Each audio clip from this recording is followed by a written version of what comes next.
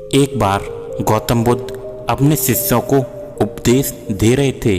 तभी एक शिष्य उठकर बोला, बुद्ध जी, क्या हर दुख का निवारण किया जा सकता है?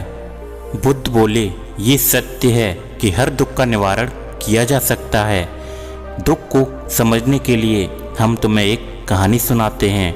और गौतम बुद्ध ने कहानी सुनाना शुरू कर दिया। एक सेठ का नौकर लंबे समय से उसके पास रहकर उसकी सेवा कर रहा था।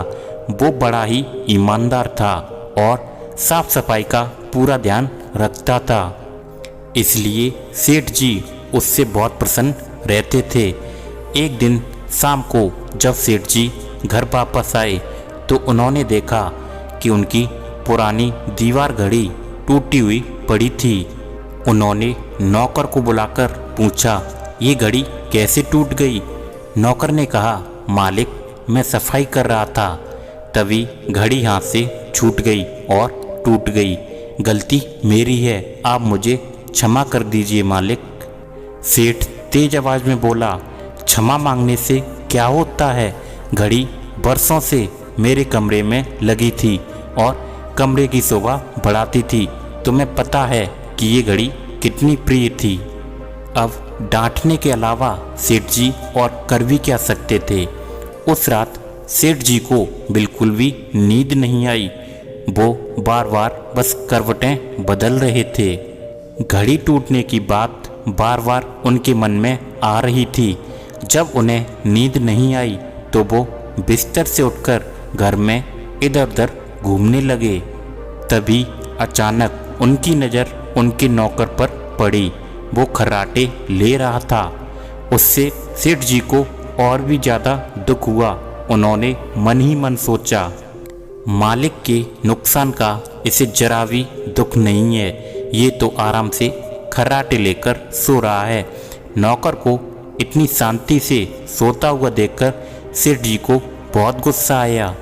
उन्होंने अगले ही दिन एक प्रयोग करने का निश्चय किया।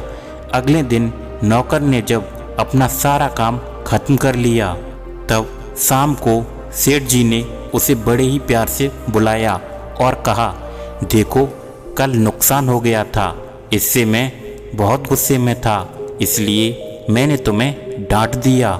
लेकिन ये तो कल की बात थी। आज मैं तुमसे बहुत प्रसन्न हूँ। तुम मेरे साथ इतने दिनों से हो, इतना अच्छा काम करते हो।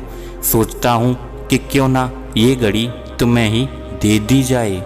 लेकिन क्या करें, वो तो तुम्हारे हाथ से टूट गई। यदि टूटी नहीं होती तो वो आज तुम्हारी होती। यह कहकर सेठ जी उस रात बड़े आनंद से सो गए। लेकिन नौकर सारी रात करवटें बदलता रहा और बार बार उसके मन में एक ही बात आ रही थी कि अगर घड़ी टूटी नहीं होती तो वो आज मेरी होती। कथा सुनाकर बुद्ध जी बोले, अब तुम शायद समझ चुके होगे कि लोभ ही दुख का सबसे बड़ा कारण होता है। इसे त्याग कर ही हर दुख से मुक्ति पाई जा सकती है। जब उस घड़ी का संबंध उस सेठ के साथ जुड़ा हुआ था तब उसके टूटने का दुख सिर्फ उस सेठ को ही था, क्योंकि सेठ के मन में उस घड़ी को लेकर लोभ व लालच था। लेकिन जैसे ही उस घड़ी का संबंध सेठ से हटकर उस नौकर के साथ जुड़ गया और उस नौकर के मन में उस घड़ी को लेकर लगाव पैदा हो गया और उस घड़ी के टूटने का दुख अब सेठ से हटकर उस नौकर को होने लगा, क्योंकि लोभ ही हमेशा दुख का कारण बनता है।